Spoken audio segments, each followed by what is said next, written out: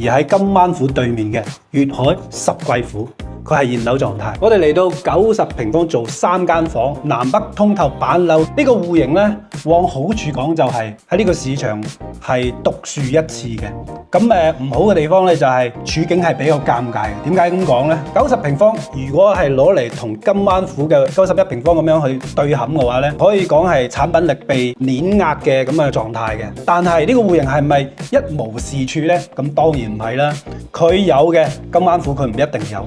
嗱，呢種咁嘅通透感啊，而且呢個90方嘅產品價錢一啲都唔平，19000去到2萬咁樣嘅水準啊！咁我哋即管睇下90平方做3間房又係點樣嘅先。出咗電梯之後呢，一層係2戶嘅。咁我哋入戶門之後呢，左手邊佢呢邊係有間房嘅。其實呢間房呢係做咗個轉角位嘅，呢度呢係實牆，即係話呢個櫃呢個位置呢係褪入去嘅。咁呢間房有幾大啊？6個方咁上下啦。未計飄台位啊，因為飄台係贈送嘅面積嘅。咁我哋再入翻嚟呢個餐客廳嘅位置啦。咁90方做到南北通透嘅，真係僅此一家㗎咋。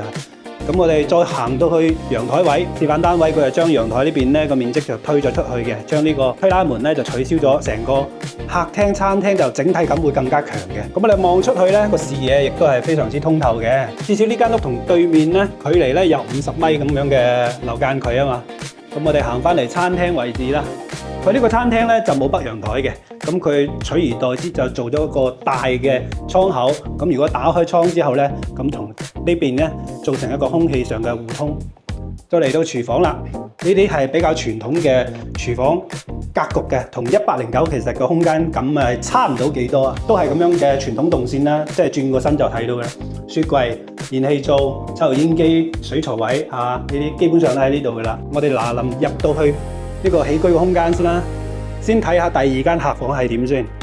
呢間客房同樣都係得翻6個方咁上下嘅啫。入到嚟之後咧，擺咗個衣櫃。咁呢張床咧，只能夠擺1.5米嘅。你睇下個1.5米都差唔多頂到埲牆。